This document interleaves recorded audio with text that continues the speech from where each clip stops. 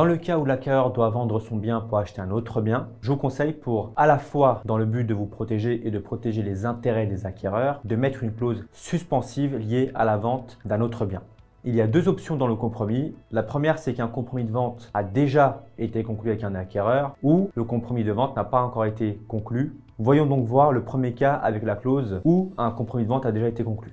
L'acquéreur déclarera l'identité des personnes avec qui il a conclu le contrat et la date, le montant de la vente qui lui revient, avoir la libre disposition de ce prix dès la réalisation de cette vente, sous réserve de s'acquitter du ou des prêts pouvant exister le cas échéant sur le bien et dont le montant exigible est en toute hypothèse inférieur à ce prix. Que son apport personnel indiqué dans le compromis est conditionné par la perception du disponible de ce prix, que la date de réalisation convenue de cet avant-contrat est antérieure à celle des présentes comme étant fixée. Bien évidemment, la date de signature du contrat conclu doit être antérieure au compromis qui sera signé. L'acquéreur s'oblige à informer l'agence de sa levée des conditions suspensives de sa propre promesse de vente dès sa survenance. En cas de non-respect de cette obligation, l'acquéreur ne pourra plus se prévaloir de la présente condition suspensive. N'oublie pas de t'abonner à notre chaîne pour ne manquer aucune de nos prochaines vidéos. Et surtout, pense à liker si le contenu te plaît.